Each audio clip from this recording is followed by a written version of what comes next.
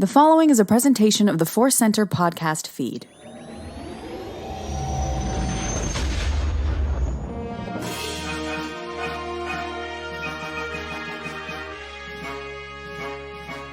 From the center of the galaxy, this is the ForceCenter podcast feed, and this particular episode is Q's of the Force. The Q's stands for question, the Force stands for force, and when we talk about our A's, we are talking about answers and nothing else. I'm Joseph Scrimshaw. I'm Ken Napzok, and I'm enjoying your breakdown of every letter that we use here at ForceCenter. I think it's important. We always talk about the whys. This is the why. Bordering on doing a Sesame Street episode. This podcast is sponsored by Q's. Sesame Street and Muppet Show, highly influential in my life. So yes. Exactly. This episode is actually brought to you by Audible. You can get a free audiobook download and a 30-day free trial at audibletrial.com/ForceCenter. Over 180,000 titles to choose from for your iPhone, Android, Kindle, or MP3 player. This week, we're continuing to recommend Padawan by Kirsten White. Big news on this book is that Ken has physically moved it into his bedroom. So I was going to say we both might be reading it soon. The physical book being in your bedroom isn't going to make a difference for me, but you're escalating the situation. So I might read soon. If you want to listen instead, in whatever room you want to be in, you can download your free audiobook today by going to audibletrial.com/ForceCenter. Again, that's audibletrial.com/ForceCenter for your free audiobook. Any other book details we should know, Ken? Other than books are good, you should read them more, kids. All kinds. I heartily agree with that. Heartily agree. And with that, we're going to get to our Q's. We have, as always, 2 from Twitter and 2 from our patrons on Patreon. We are going first to Twitter and Brandon Smith. Brandon says, "Hey, friends, why do you think some people struggled with seeing Luke defeated and hopeless in The Last Jedi, but celebrated and adored seeing Obi-Wan with that mindset during his television series?" This is a really fun question. I'm going to start with a sub-question from Brandon's, Ken. I kind of felt like when the Kenobi show was rolling out, there were definitely some people who were maybe not on board with it, but there was a lot of, I felt, excitement and a lot of people enjoying it. And now since Andor had come out, I feel like there's a little bit more negativity about Obi-Wan. What is your temperature on people's general opinion of the Obi-Wan series? I think there's a lot of hypocrites in the world, Brandon. Is that what you want to hear? Because that's what Next question. It is the nature of things. It's unfortunate that it's the nature of things. Some people, Kenobi, God, I love Kenobi. Warts and all. And it's got some warts. Mm-hmm. It really does. But what's at the core is this story. It kind of to Brandon's question, right? It is a Jedi who's lost his way. And I think generally it was well received, but you got some bad faith memes going around, kind of. And Obi-Wan wasn't even a Jedi. But I get it. I at least try to get to the core of where that's coming from. It's kind of fun to watch heroes at the top of their game. I get that. I personally though enjoy diving a little deeper there, but and it's hard in terms of. I mean, you and I could be here for hours trying to figure out why people can't just say that is for me, this is not. A society that everything must be debated, ranked, even though we have fun doing some rankings here. It's a different vibe. Yeah. And it's at work. And that factors into Last Jedi too. Yeah. I think I know some of the reasons for people having a challenge or a dislike with Kenobi. I think it was made pretty clear from the get-go that the story would be what Brandon is discussing. That this is somebody who doesn't consider themselves a Jedi at the beginning, and I really feel like the show is structured around his journey back to becoming a Jedi again. What does being a Jedi mean to him, and how is he going to act that out, and how is he going to make up for the times that he felt he lost his way. So that's the warts and all, as you said. That's what I really loved about the Kenobi show, as well as Little Leia and all sorts of other things. Great insight into Vader. But to Brandon's question, I really think that even though they are similar stories and some great Star Wars poetry of both Obi-Wan and Luke losing their way, being literally kind of separated from the rest of the galaxy, I think it tells us just so much about the way we as people, we as a culture process story, right? And one of the big things to me is just narrative order. If you start with the first Star Wars film, A New Hope, we were introduced to Obi-Wan as someone who had probably had a hard time on Tatooine, right? He didn't look like he was living the high life, right? He was somebody who was just waiting and watching. And when the call for help finally came, he said, sure, I'll go, but I'm too old for this. And I need the young one to come with me. That's the way we were introduced to him. His story in the prequels probably only reinforced that, right? That's the journey we went on with Obi-Wan. He ended in emotional defeat heading to Tatooine. Whereas in contrast, so many people, regardless of age, grow up with Luke Skywalker, maybe project themselves onto Luke Skywalker.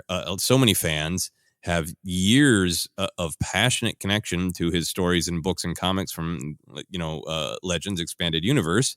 And I have not read all those stories at all, but, obviously Luke had some challenges, some ups and downs. He lost a Skywalker to the dark side in those stories too, but generally persevered, right?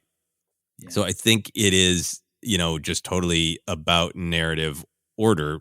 Obi-Wan, the possibility that Obi-Wan was broken and hopeless on Tatooine for a while was always a possibility in people's minds, where it was, I think, a shock to some people's system that he was in The Last Jedi. It's very rare that I just want to say what he said and move on. But I'm looking at my notes. I do have notes, kids, here. You kind of took, we're in the same mindset and explained it so well. I think it starts for me. The difference here is, to your question, Brennan, Kenobi was adrift in the desert for 19 years, and that was just part of it.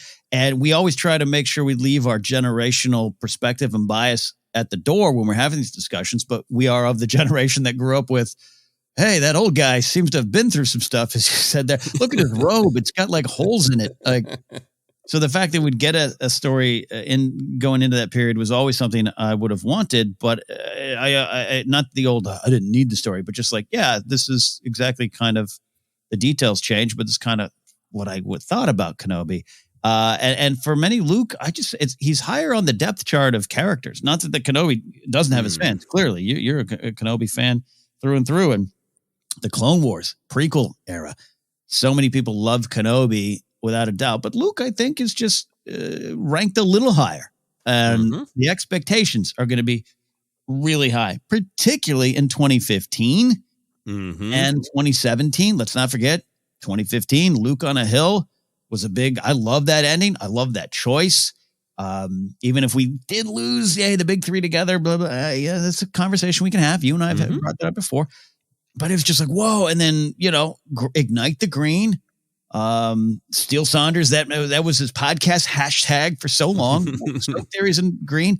I was there too. I wanted it. And it was, you said shock to the system. I think that's a nice way to describe some of the reactions to it. Right. And I think, by the way, that's okay. I don't think anyone listening, if you're still kind of man, I wanted him to grab the saber and run down the hill, and I wanted my hero Luke to be there. I don't think that's a wrong desire. Seeing Luke, as Brandon describes it, defeated and hopeless, was hard for folks, and that's okay. And it's okay that you have that opinion, and it's okay that it did that to you. I think both things could be valuable. People just waited, and I think, I get it. It's on a bigger scale that they saw Luke in this way. Yeah. And even if you weren't at all invested or even knew of the existence of lots of Luke Skywalker stories in Legends and EU books, right? If you just saw Return of the Jedi at really any age, and then you said, okay, and then he restarted the Jedi Order, and he went on all these great adventures, and he proved himself, and that, it's hard. It's hard to see him that way. And for me, even I think early ForceCenter episodes, it's I hope he's on the island to kind of do something proactive. He's separated himself, but he's working on something, Yeah. And I had to let go of that. And I think he ended up being the hero that I wanted him to be. He came back to Hope and, learned some new lessons and relearned some old lessons, all within The Last Jedi. So I ended up, more satisfied than, some other viewers. So I understand that. I think the other thing for me is It's about expectation, right? Like we're talking about, but it's also about just like vicarious emotional journey. It's so important to remember that stories are not information. They're emotions, right? Information is how stories are told, how plots are told. But the stories are about emotion. And think about the difference between what broke Obi-Wan and what broke Luke. Especially if you like the prequels and like the Clone Wars animated series. We went through the pain that broke Obi-Wan with him. We were there with him on Mustafar. We were there with him when he kind of somehow deep in his soul knew what he was going to see on those holo recordings, and Yoda certainly did in Revenge of the Sith. Like, don't turn it on, don't turn it on. We were there with him being heartbroken with devastated Anakin burning on the shore of Mustafar, having to turn away in pain and disgust, right? In contrast, we were given the information about Luke's pain. We see some literal flashes of it in The Last Jedi, in The Force Awakens, but it's mostly quick backstory. We didn't go through that. We didn't live vicariously through that. I think the response to Luke in Last Jedi might have been different if the sequel trilogy was structured differently. If The Force Awakens, begins and Ben is still on the light side, and over the course of The Force Awakens, he falls and he deserts Luke and burns, and that's, we walk through that story with Luke. I think people would be much more open to receiving Luke's pain because we would have experienced it with him. And I'm not saying it should have been done that way necessarily, because I think there's a lot of good reasons that they started the sequel era story when they did. But I just think it's fascinating to think about the difference between being given information and emotionally experiencing it by walking through the story with the character. Been working with you for 8 years now, sir. I think that was one of my favorite little insightful moments that you put out there, because it's just so simple, right? When you think about it, but that's sometimes the best stuff. Even what we always say, what we do here, we just often are pointing at the screen and going, hey, that's what's going on. That's there. I think you're right. I think the mystery of it, the wanting to know, and therefore maybe it makes it easier for you to not understand why Luke's in that way. I think that is very much a lot of the conversation. So I remember back in 2017, right? Yeah. And Kenobi just makes a little bit more sense of we experienced with him. We were there on those shores at Mustafar. We got it. This one, I don't know. I think I think it's fair to wonder, well, why is he this way? And I'd like to know. Could you please tell me? That's totally fair. Totally fair. And it isn't that Last Jedi doesn't show us, but it does in this Rashomon way internally. There's the flash in The Force Awakens where he's not looking happy.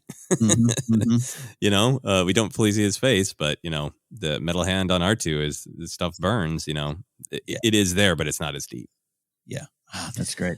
All right. Any other thoughts on our favorite bummed out Jedi? No, I like bummed out Jedi because I like them coming back. Who doesn't like a comeback story, man? Come on. Yeah, please. I'm easy to please. Give me a middle-aged person who has been broken and then returns to hope. I love it every time. Yeah, well, and my true final thought on it is too is I get how it works differently for people. Like, we're all different. We want different things out of the stories. I am intrigued by it's more real to see this in my unreal fantasies. And I always say this, like, in a lot of the things, the big Star Wars, Game of Thrones, Lord of the Rings, whatever, like, I like learning from characters when they do bad things or make mistakes. And not everyone does, and not everyone comes to this stuff for that. So I have to make sure I understand it's just my own desire to be like, oh yeah, they failed. What can I take from that? Yeah, exactly. What can I, learn from that, or just experience? Hey, somebody else made some mistakes too. So that's the beginning of maybe understanding or forgiving myself. Yeah. I have never lost a Jedi Padawan, but I'm sure I've had similar failures. I've lost podcast Padawans, but all right. We could discuss that, but instead we're going to get back to Star Wars. We're going to move on to our next question. From Luce Staller. That is my attempt to pronounce. I apologize if it is incorrect. Luce says, curious about how the Mortis God's stone tablets got to Luthen's artsy shop. At this time, they're on Lothal in the Jedi Temple. Ken, where do you go with this one? I want to make sure I'm respectful of the question. I had this kind of reaction of, because they put them there because it was a visual dictionary thing. But I love challenging myself to try to answer in story. This is why I love this question here. So I'll say this. It's been a bit since I've watched that particular Rebels episode or that series of episodes. So I don't remember all the answers. I haven't gone through even the wikis in a while. So I apologize for that. So there's two thoughts to me that came to me. That there's like another way to Mortis or in the temple. Those aren't the only stones. More stones than we know. That they could be from somewhere else. Now, I do believe, I trust Alex Damon and his videos and anyone else who made the videos. I do believe there was the Mortis Godstone tablets. I've seen the videos, but Luthen didn't say that. It could have been something else. You know, it could have been Mortis 2 or, Jedha Prime. We don't know. And then my other thought, and I'll pitch it back to you here. Well, I don't know. Maybe Luthen put them back. We don't know the end of that story yet because we still got a couple years to that particular time frame in Rebels. And I do believe, the stones or the tablets, it all might have been there for a while. You get that sense. Maybe he snuck back in while the Empire was looking. And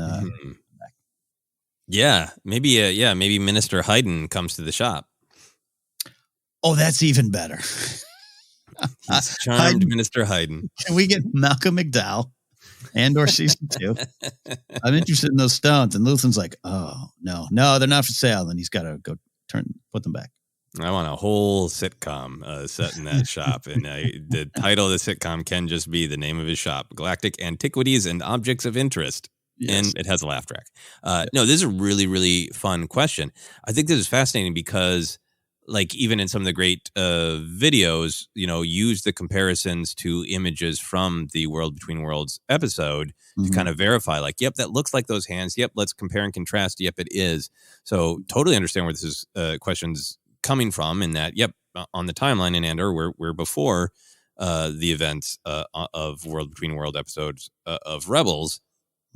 I think that we can use that comparison from Rebels to identify the objects in Luthen's shop. But my first thought would just be the Mortis gods are depicted many places, and these are very similar stones from a different source. From a temple. Is this an artifact that the Jedi had? He's got some Jedi stuff in there.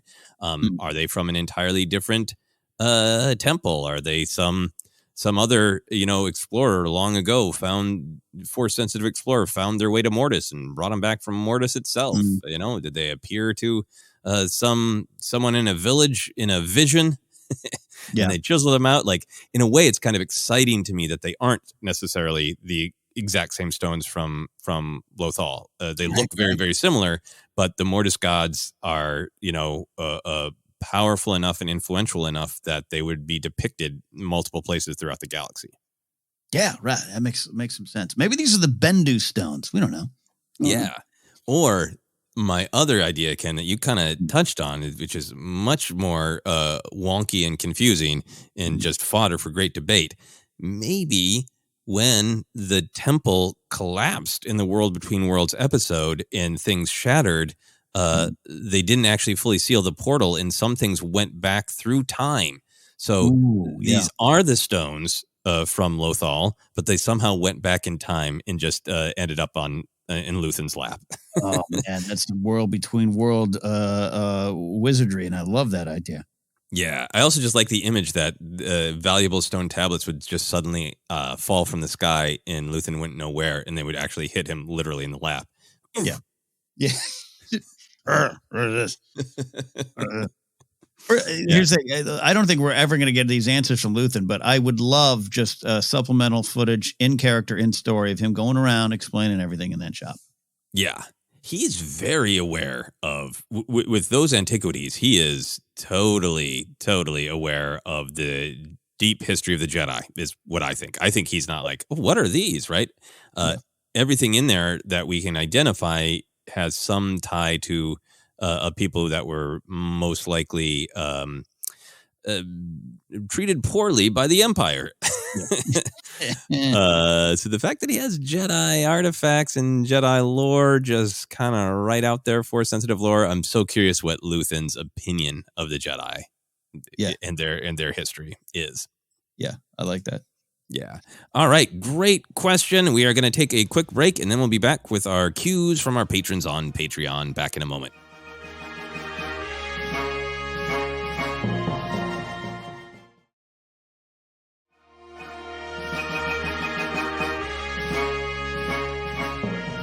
And we are back to take more cues of the Force. We go to our patron on Patreon, Graham Gaskill.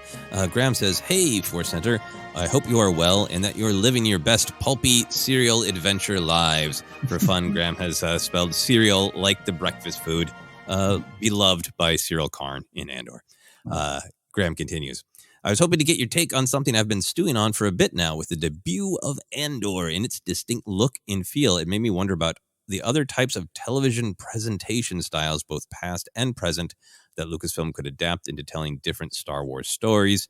I know I've heard y'all mention how awesome a Ken Burns-style documentary on, say, the Battle of Jakku would be, and I couldn't agree more. Although there'd better be Hollow Letters Home to Ma. Are there any other kinds of presentation formats you'd like to see done? For me, I'd love to see the return of the made-for-TV movie. Think The Day After, but on Alderaan. A 70s-style cop drama, Starsky and Hutch, Kojak, SWAT, and an hour-long family comedy drama on board the Halcyon that recreates shot-for-shot different Love Boat episodes. And yes, as you can tell by my ideas, I am that old. Thank you for all that you do for us, and I still can't believe y'all aren't working for the story group yet. May the Force be with you." That is a great question, Graham. We understand all your references, and thank you for the kind words. Ken, where do you go with this? It would never be in my future to work for the story group, so I appreciate the sentiment, but I don't want to move to San Francisco. Thank you. No, I'm sorry. Though actually now a lot of them are down here in Burbank. Great idea, great thought. I love this.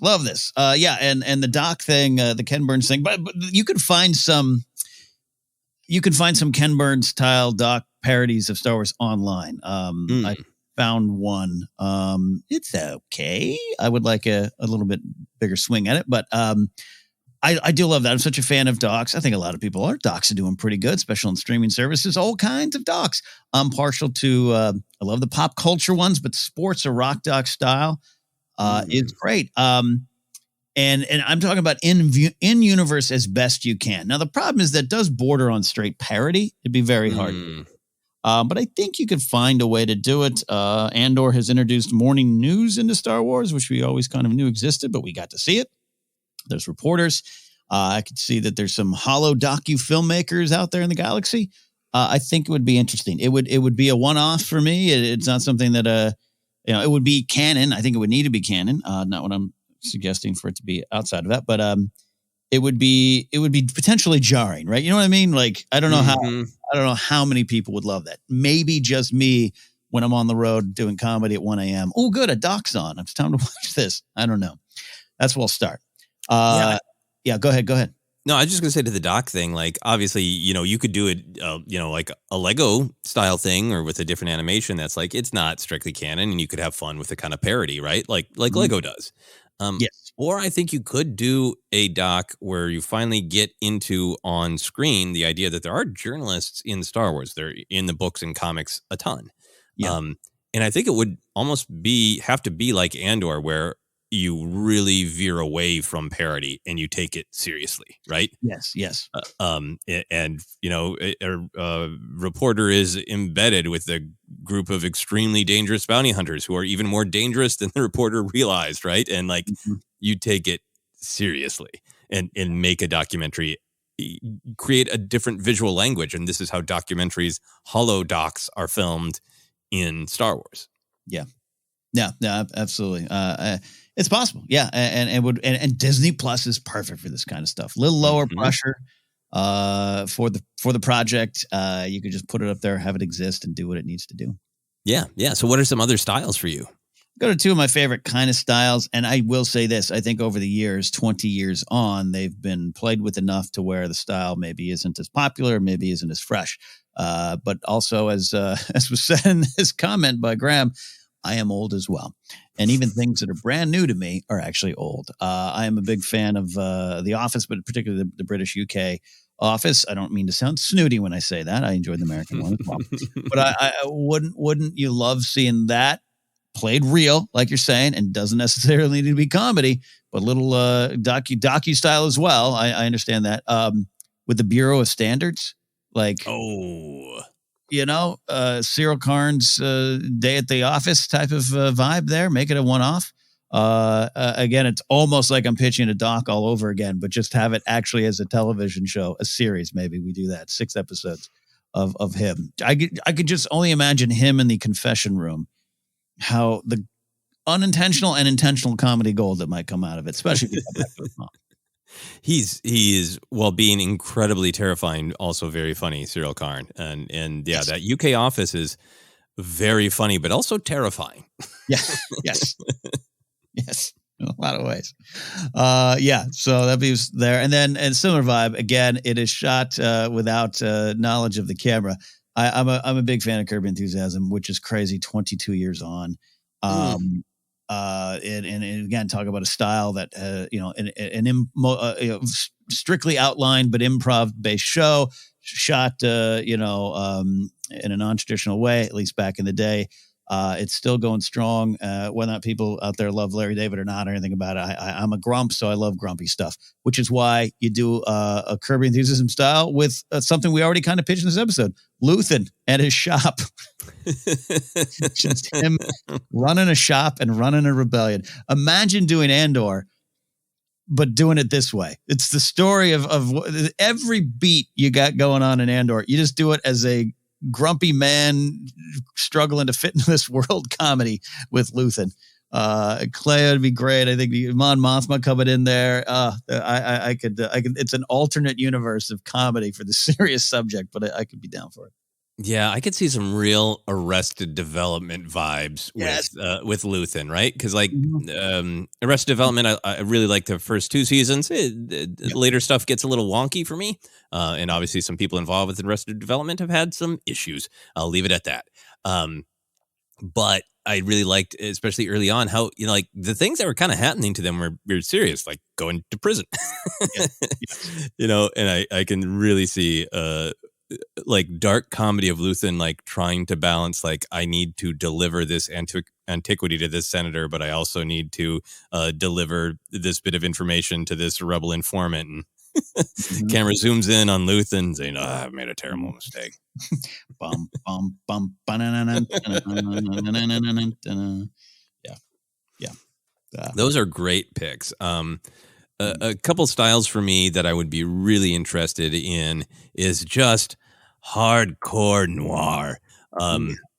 Star Wars has, borrowed from so many genres, celebrated so many genres, and a lot of us talk about the Attack of the Clones noir influence, particularly in Obi-Wan Kenobi's journey. Everything from kind of the thematic stuff to going to Dexter Jettster, the person on the ground in the know, which is very Raymond Chandler, very Philip Marlowe. To the rain slicked environment of Camino, all these things, some of the specific lighting choices. I haven't got a chance to read it, but I know Daniel Jose Older's 5-issue High Republic series. It features a couple of detective Jedi investigators, and I've been told that has a great noir vibe. I haven't had a chance to read that myself yet, so it's there in Star Wars. But I would love to go all in the way Graham is asking, stylistically, of this looks and feels like a Humphrey Bogart film. Oh yeah, shoot it black and white. Shoot it black and white. I had a film studies professor who kind of was like, how to make a noir, right? Take the third light out. That's it. So there's shadows. That's it. He's a little bit of a snarky professor, but I learned a lot.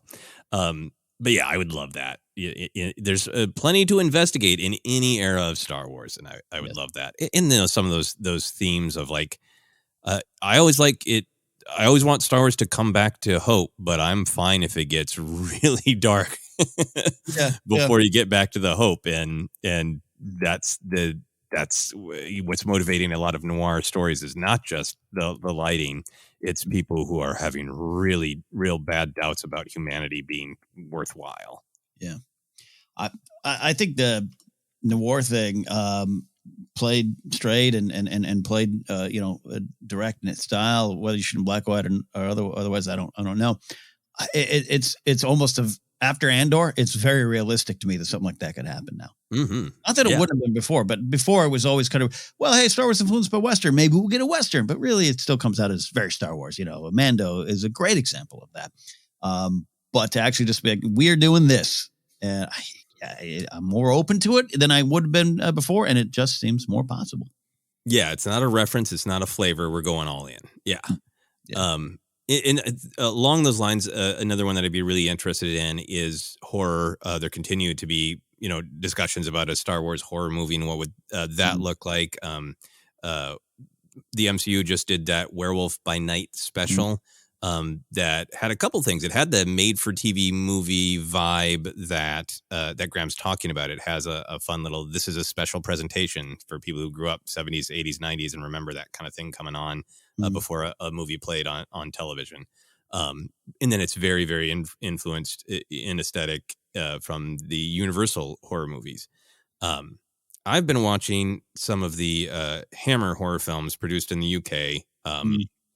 I like I've been saying, I got Dooku fever. I got Christopher Lee fever. I've been reading that autobiography that is a part of the influence of Count Dooku. Christopher Lee being famous for playing Count Dracula. But I've recently, like in the last month, I've watched Peter Cushing and Christopher Lee in their Frankenstein film, their Dracula film, and their The Mummy film. And it's just this, for people who know Hammer, they're like, yes, Joseph, we know. But really getting to experience it. It's really gothic horror. Some of it was like a little too graphic at the time, but it's nothing to us today. That feels like the right way to do horror. It's almost a little bit, it's more in the colors. It's more lurid. Like there's definitely some like dark, shadowy stuff, but there's a lot of just like bright red and, glaring orange contrasted with really dark colors. So there's this visual language to it. And the horror is really like, there's some monster shots, there's some murder and all that. But it's much more about like the people who are making these bad choices that are leading to monstrous things. So I would love that, like a Hammer horror film, Star Wars horror film. It seems like it's in the DNA for sure. Yeah, absolutely there. And final one for me, I would love some sort of buddy comedy road movie, like, Midnight Run, Blues Brothers kind of vibe. Totally. Oh, yeah. The continuing adventures of Han and Chewie, but yes. I'm totally new too. Yep. That would be great. Any final thoughts on this one, Ken? While we're talking, I was like, here's a TV genre thing I would love to see. But then I realized we kind of already did have that. A game show, an in-story game show. Then I was like, oh, wait, I love Jedi Temple Challenge with Kelleran Beck. Yeah. But yeah, you could, I could see that. Play around with that again. Bring me back Jedi Temple Challenge with even more gusto to it and make it completely in-story. Love it. And make a kid's version and an adult's version. You ain't wrong. We had so much fun watching and discussing that in the bleak summer of 2020. It was a nice light. It was. All right, we're going to move on to our final question from Lightspeed Bear. Lightspeed says, "Hey, ForceCenter, hope you're all doing well. You often talk about Star Wars being a buffet. People can either pick and choose what they want to consume, or in my case, eat so much the owners ask you to leave." Fair enough. My question is more of a personal one. I'm curious which parts of modern-day Star Wars buffet you yourselves have enjoyed the most. As we approach 10 years since the Disney acquisition, I thought it might be a good time to reflect on all the great content we've gotten in that time. What have you enjoyed most from both a thoughtful standpoint and also from a gee whiz, that was cool? For me personally, I have loved almost all of it, but I'd probably put Rebels top of my list. The camaraderie and chemistry of the Ghost crew made me fall in love with that show. The sequel trilogy, Solo and Mando, are all a very close second. Love to hear what struck the biggest chord with you all. Thanks, and keep up the great work. Thank you, Lightspeed Bear. That is a very fun question. Ken, on our recent news show, we looked back a little bit on the 10th anniversary of the sale and some of the great creative victories, in our opinion, since then. Where do you go with this? How do you, in the buffet, how do you rank personally? Not for a YouTube video, but in your soul, how do you decide what to eat first at the Star Wars buffet? Yeah, here. All right, so I'm going to take it and actually take it to describing it in a buffet. Maybe you did this as well, sir. I have a lot of experience going to Sizzler, to the salad bar, which is it's not just salad, kids. It's a full meal experience. I used to do a podcast called Hot Sizzler Nights. I had to stop for two reasons. One, Sizzler started closing in LA. There's only one left. It's like far away, or one or two, they're far away from me. Two, my guests would get ill. So maybe there's a correlation. During the podcast or the next morning? There is a great episode with Christian Ruvacaba and Cody Hall of the Wangers, and I took them across the street, and we'd go. I would take everyone over there. I'd treat them to the salad bar, and I'd come back and I'd talk about their choices. It's just a general comedy food conversation. Halfway through the episode, Cody Hall was leaning up against my wall, holding his stomach, and we finished the episode, and then he was about to go. Now I had facilities. He could have used my facilities. He was like, I got to go. He lived like 2 hours away. He lives in like the Inland Empire. Talk about LA geographical talk there. And I said, okay, cool. Do you guys have time to do my 5 extra minutes Patreon show? And he just went, oh, and he powered through and did it. And that was a lot. I was like, I can't kill my guests anymore. I can't. But it's an experience. So on that regard, this is what I did in trying to rank it and trying to explain it. The salad, which you still go to salad bar to get the salad, that's a starter unless you load up your salad, right? In traditional meal settings, the salad is part of the starters. So I put Kenobi, and I'll say currently Andor. You could throw in Mando, Book of Boba Fett. Live action TV, I guess for me, is something that is right now, it is the big thing we've got. But it's like, this is great. I love this. I still want to go to the movies. I still want to sit in the theater. I still want it to rock my senses all around me while I sit there and experience it. So I love these. I eat them, and sometimes I just eat salad, and I'm just eating this salad right now, but I'm ready to go with the main course. And the main course is the movies. Talking about how it hit you and affected you. The movies going back to 2015. And not to, I could easily just say all of them, but to get a little more specific, I was changed by The Last Jedi, both in how I watch Star Wars, how I talk about Star Wars, how I want to engage and talk about Star Wars, who I don't engage to talk about Star Wars with anymore. I was absolutely changed by that movie. And then I was thrilled by Solo. I still stand by that movie in so many ways. And it was unexpected. And you know, there's, we get to that Solo conversation, but I still come out of that.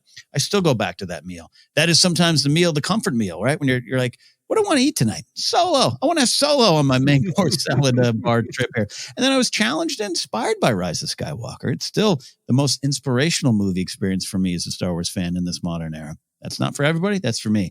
And then quickly here, so I don't dominate this. Just here. The dessert is specific novels. When you go back and get the ice cream cup at Sizzler, it's a great experience. You've had a wonderful meal and you're going to go back for more. Rebel Rising, Leia, Princess of Alderaan, Light of the Jedi, Shadow of the Sith, Lords of the Sith back in the day by Paulus Kemp. One of those things where you're like, man, I love Star Wars. I just had a great meal and I also get to enjoy this. And then the final thing, the take-home leftovers. When you ask the person in front, can I get a box for this? It's Battlefront 2. 2017. Story of Iden Versio and the story mode. I still play it. I still Twitch stream it. On the other side, it's still fun. I took it home. Star Wars fills me up in so many ways, but then when I want, I can open up the leftover box and take a bite out of Battlefront 2. That is absolutely amazing. I'm getting so damn hungry. Yes. It's almost lunchtime as we record. That's really great. And I so agree with a lot of your selections. The reason why, the food sounds delicious. I think for me, I so struggle with just listing entire movies or television shows like that's my absolute favorite, right? I think I can't remember if I told this story on the air. I was at an event with some old friends of my wife's, and that I've now been old friends with for over a decade. And people knew that I did this Star Wars podcast, and they just kind of casually asked, "What's your favorite movie?" And I was just like, "I don't do favorites." and I came on too strong. Like, oh, okay. and I had to explain, like, sometimes when you're in this the discourse world, saying something's your favorite, people take as an insult to something else, and that's just not the way I feel. Yeah. So I approached this buffet question by grabbing the bits and pieces out of different movies and shows of things that like just hit me the hardest, either emotionally or just. Oh, I love that. It just is the gee whiz that Lightspeed Bear is talking about. Love it. I wasn't prepared for your amazing actual buffet, so I'm try to catch up. So no, it sounds like you're picking for my meals. I like this. Can I try this? Can I have this? I like it. Exactly. Yeah. So we started in a similar place. Like if I'm going to a buffet and it's available, the first thing I'm going to get is some mac and cheese. Yes. That's not a side to me. Especially if it's like a gourmet, there are, like 4 cheeses in there and some of them are a little different and exotic, right? That's being ladled into the center of the plate as a main dish. And my gourmet mac and cheese of the last 10 years of Star Wars is Luke's third act in The Last Jedi. His I love everything that's necessary to build to it, of seeing how he's broken, why he's broken, seeing all of these effective moments that like bring him a step closer and a step closer. And the realization that he says he wants to burn it down, but he can't, in that Yoda scene, Yoda has to, fulfill it for him to burn down the tree. Right. That hope was always there. And I love all that, but that final appearance on Crate, the look of Luke, literally, physically, the certainty that he will not be the Last Jedi, the certainty that he is making a difference, he is standing up, but in a way that works for him, and then just seeing that look on his face when he's looking off into the twin suns for the next adventure, becoming one with the Force. That's my mac and cheese. That's a heavy dose, a heavy ladling, and it's a great choice. Yeah. Now I can't make myself sick with cheese, so I need a little something to balance it out. So I'm going to get a cut of meat, or any sort of if it's, I trust the veggie substitute for the fake meat to be good, something to balance that. I am going to get myself from the buffet a sampling of the arc of Han's cheek touch. Yes. Both the scene in The Force Awakens where he tries to get through to his son and it doesn't work then, but he pays it forward in the way that scene in Rise of Skywalker with Ben's memory of his father, and that his father loved him no matter what and gave him the strength to make the better choice. We've talked about it a lot, so I don't need to go on. That's a nice fine cut of meat. And then, some vegetables that I try that I'm not sure about. I'm a little picky on vegetables, but I end up being like, these vegetables have amazing spice. This is great. I didn't expect it. The movie Solo in general, but in particular, I'm going to go to Kira. Yeah. Kira was a real triumph. I was not expecting. Let's meet the love of Han's life before he met the real love of his life in Leia. And speaking noir, that she's kind of coded as a femme fatale, but the movie gives us all of the reasons that she would have a different perspective, and she makes such interesting choices, and she's so well played. I love Kira. Big victory for me. Yeah. And then I need a little drink. So I think something that is maybe like a sparkling cocktail that's got some like life and energy to it, but it's still serious. That's Rey's theme musically. That's one of the great creative triumphs of this era to me, is just Rey's theme. Yep. And then I'm gonna go for dessert, my very balanced meal. I'm gonna get two desserts. One is vanilla ice cream, and that is the way I'm describing Chapter 9 of The Mandalorian, the first episode of Season 2, The Marshal.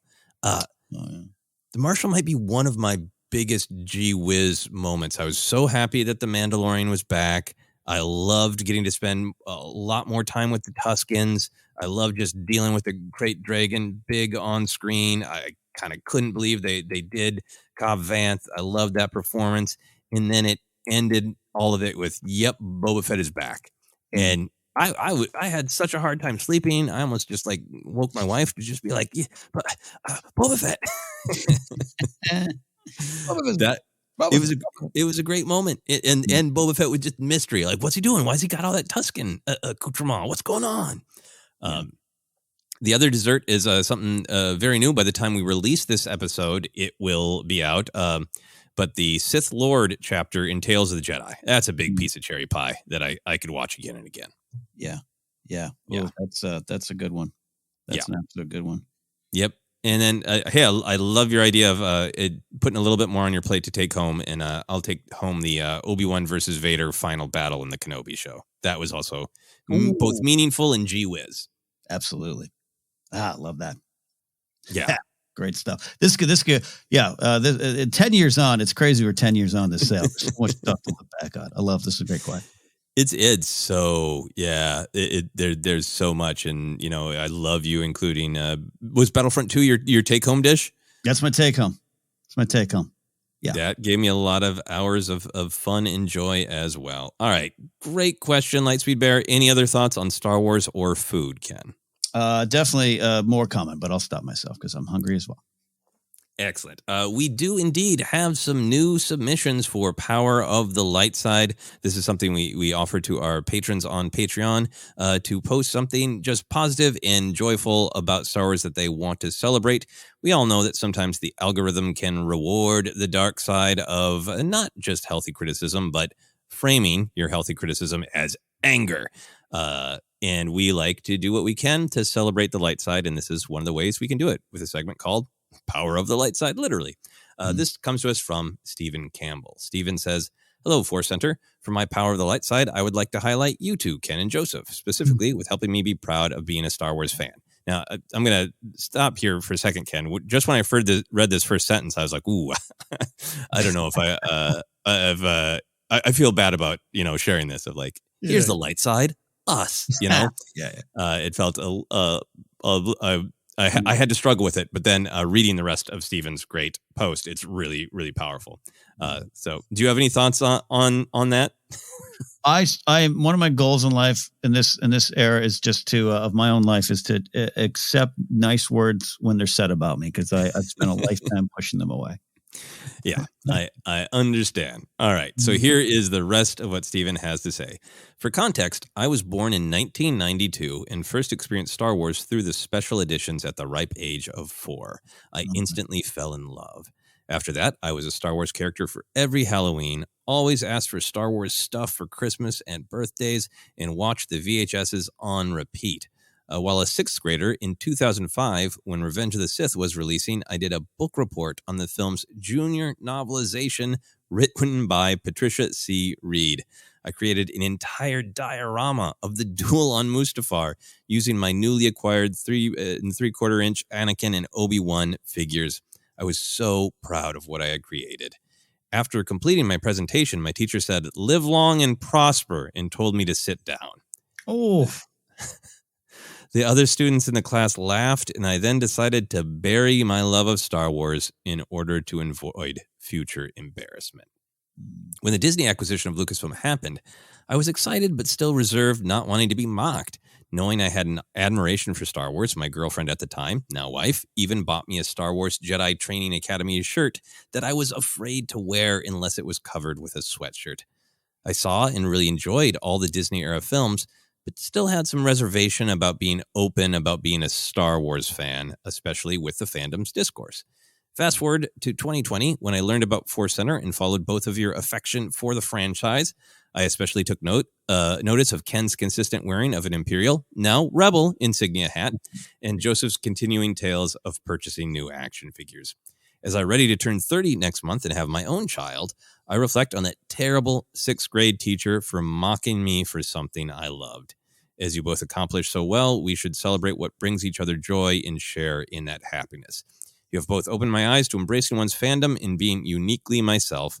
I now have a baseball cap with the Jedi Order insignia that I regularly wear, thanks to Ken, and I have new 3 3/4 figures going up on display, thanks to Joseph.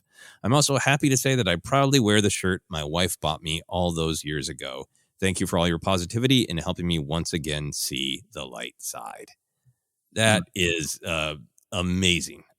Just a huge thank you, Stephen, for the kind thoughts and for sharing this. I got to get my thoughts and my emotions together, Ken. So what's your reaction? Look, I really love hearing it. And it's something that I think anyone listening has probably experienced at one point or the other. And look, we're in a better era for loving this nerd kind of stuff.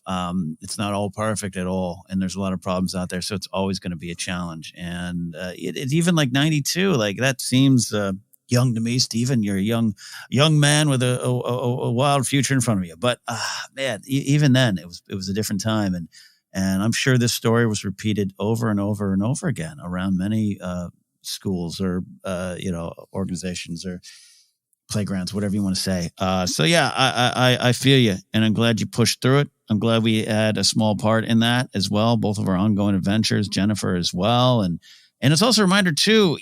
Joseph, we made a reference earlier. We've been doing this now. It's like our 8th broadcast season, come up on our 9th broadcast season, but been doing this since 2015. Seems like yesterday, but it's a long time. I love hearing that Stephen joined us in 2020. During a different time, and that more people can hop on board this ForceCenter train here, not just for us as a business or a podcast, but for the community. And the community around us is very strong. We always say it's because of you all listening. This is a shared experience, and I'm glad you're wearing that shirt. Glad you're wearing that hat. Glad you're buying those figures like us. Don't run into the toy aisle first thing before you even get the food you need. So great stuff, Stephen. Yeah, absolutely powerful. I have such empathy and compassion for that experience. Right? That's an awful thing for a teacher to say. It powers some of my strong opinions that there is great depth to Star Wars, but Star Wars is also fun, and it fires people's imaginations, and there's nothing wrong with that. And for an adult to kind of, look down their nose at your silly space thing is just that's that teacher's problem. Yeah. Go wrestle with their own dark side. And I am thrilled that Stephen, you found your way back to hope. I really relate to hearing that you have a supportive partner who supports your love. I'm thrilled to hear that. I'm thrilled to hear about the shirt, about the hat, about the figures. This is all great. And like Ken said, we're very happy to be any part of you being able to express your love and joy of this saga that we all love. Indeed. All right, Ken, you want to let people know where they can find us? I do indeed. We are the ForceCenter podcast feed. We can be found on Twitter at ForceCenter Pod. We're on Instagram and YouTube as well. Our Facebook page is ForceCenter Podcast. Podcast is available on iHeartRadio, Apple Podcasts, Google Podcasts, more. Just search. You'll find us. Merch available at tpublic.com/user/ForceCenter and patreon.com/ForceCenter. It's where you can support us. From there, you get into our Discord server where you can celebrate Star Wars with ForceCenter friends. You can support me if you want. Follow me at Ken Napzok, or go to my website, kennapzok.com. Comedy dates forthcoming. Also, I'll be in my hometown, Central Coast of California, on November 4th and 5th, part of the Central Coast Film Society Entertainment Expo. I'll be up there speaking about building your fandoms and online followings and shows and communities. So very timely Power of Light Side entry, Stephen. So I'll be up there. All information on my website. Joseph, you? Yeah, I thought for just a second there you were going to stop at, you can support me if you want, and which is a valid thing to just say. Yes. You don't need to list websites. Just, you can support me if you want. We can all support each other. Check out all those great things that Ken is doing. For myself, you can find me on Twitter, Instagram, TikTok as at Joseph Scrimshaw, all those social media places. I am doing a renewed vigorous support of my Patreon and creating more short films and comedy bits and my Obsessed podcast all on my YouTube channel. So if you'd like to support me, you can check out patreon.com/Joseph Scrimshaw, and you can go to my YouTube channel. Just Google Joseph Scrimshaw. If all goes as planned, I'm going to take a risk by saying this on this broadcast that we're pre-recording. By the time this episode comes out, I will have released a short film that I made on my phone on YouTube that is featuring myself, featuring Ken, and featuring our buddy Mark Ellis. That short film is called Peace Fight, so check that out on YouTube. But for now, for myself, for Ken, for all the Star Wars shirts we all want to wear, this has been Cues of the Force.